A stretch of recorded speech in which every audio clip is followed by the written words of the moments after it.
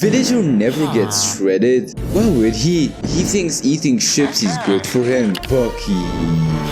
Bucky isn't shredded. He is V-shredded. Because Bucky eats the same healthiest foods every single day.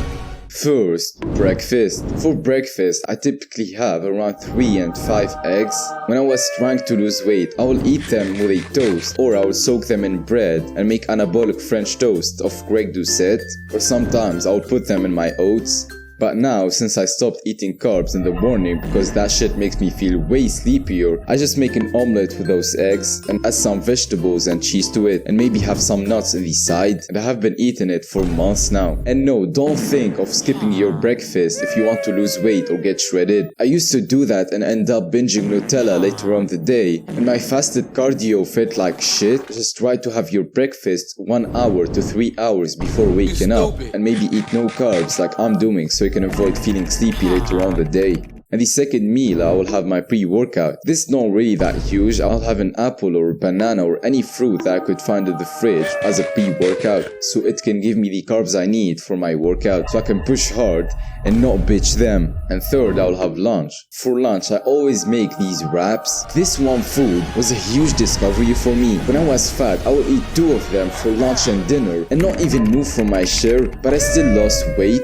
First, to make them you need wraps. If you could buy those high protein, high fiber tortillas, that's gonna be way worth it. But for me, I couldn't find it in my grocery store, so I'll just buy a normal wrap. And second, have a protein in them. This varies from time to time, but it's mostly chicken or turkey. And while cooking the meat, I will add any vegetable I want, mostly peppers, tomatoes and onions. Then I'll add sauces to it. But don't add a shit ton of ketchup or mayo to it, and then wonder why you're not losing weight. Just pick the lower calorie option. And fifth, I will cook the tortilla, then add lettuce to it, so it can be more voluminous and fill me up.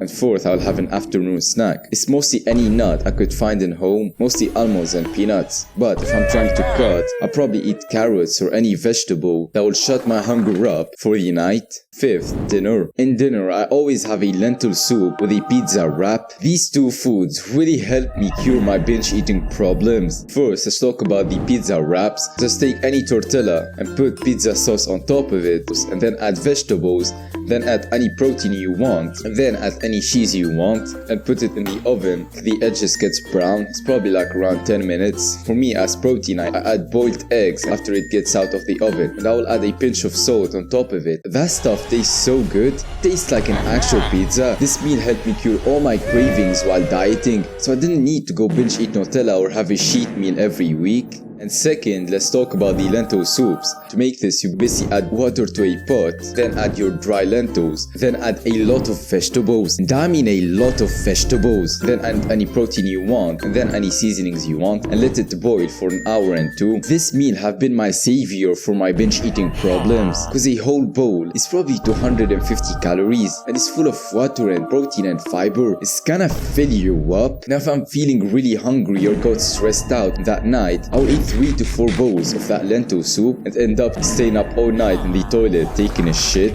And talking about binge eating problems, watch that video where I show you how I cured my binge eating problems, started eating less, and as always, there is no time when you're ready to take action.